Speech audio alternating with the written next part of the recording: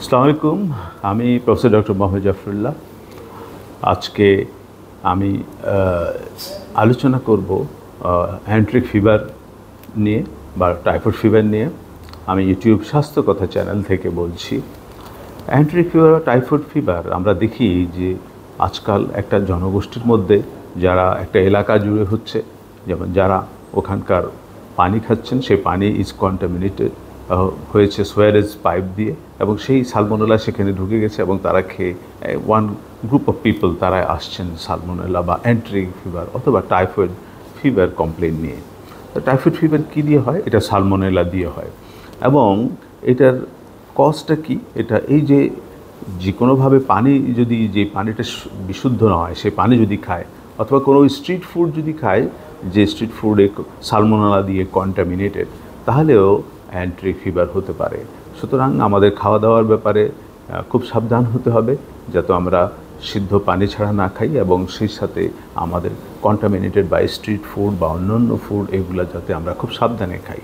সুতরাং এরকম salmonella organism যদি আমাদের মধ্যে ঢুকে যায়, এটা স্টোমাকে চলে যায়, মুখে গহ্বর পার হয়ে স্টোমাকে চলে যায়, এবং স্টোমাকের মধ্যে ইন্টেস্টাইনে যখন যায়, এটা ইন্টেস্টাইনের লিমফ্যাটিক্স থেকে ম্যাক্রোফেজগুলো এটাকে ধরে ফেলে এবং ধরে এটাকে এর মধ্যে ম্যাক্রোফেজের মধ্যে মাল্টিপ্লাই করে, এবং ম্যাক্রোফেজ এটাকে নিয়ে চলে যায় ব্লাডের মধ্যে, এবং ব্লাডের মধ্যে যে সেগুলো রিলিজ করে দেয় সালমোনেলাকে। সালমোনেলা তখন ডিফারেন্ট অর্গানে চলে যায়, যেমন লিভার, স্প্লিন, কিডনি, এবং সেখানে তারা মাল্টিপ্লাই করে এইগুলো আবার রক্তে ফেরত আসে।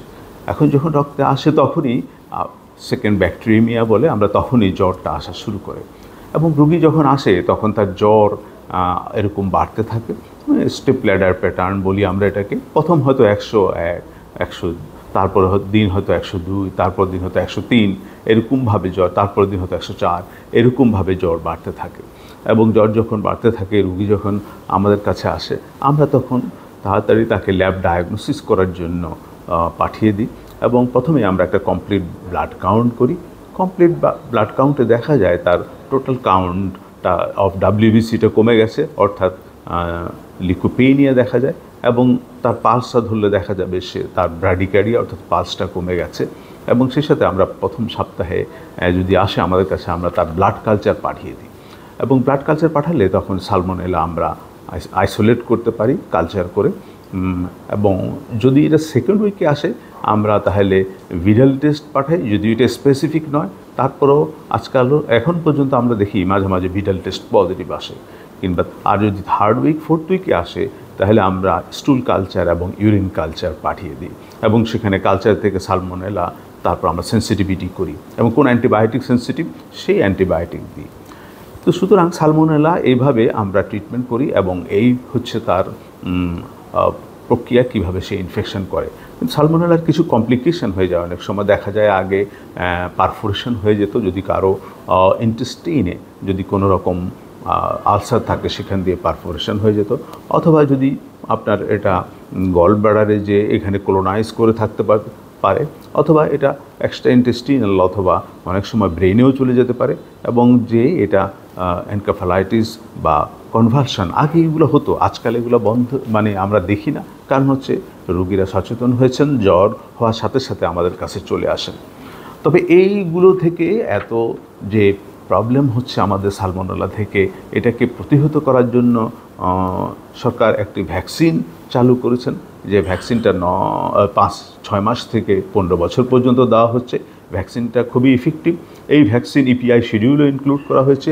এই ভ্যাকসিন দিয়ে আমরা কেন সালমোনেলাকে বা টাইফয়েড ফিভারকে আমরা প্রতিহত করতে চাই, যাতে টাইফয়েড ফিভার না হয়, কেন আমরা ভ্যাকসিন নিব এই জন্য যে আমরা টাইফয়েড ফিভারকে প্রতিহত করব।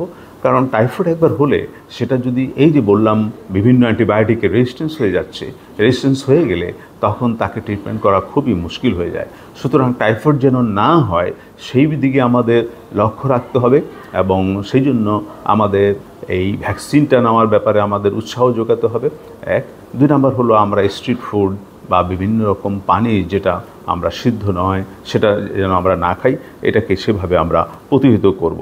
এবং আর হচ্ছে যে আমরা সঠিকভাবে যারা টাইফয়েড হয়েছে তাদেরকে ম্যানেজমেন্ট করে তাদেরকে ভালো করে ফেলব।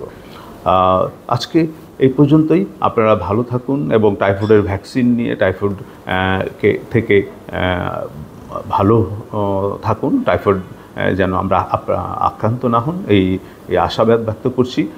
সকলকে ধন্যবাদ। আমার চ্যানেলটাকে আপনারা সাবস্ক্রাইব করুন এবং লাইক দিন এবং দেখুন। আসসালামু আলাইকুম।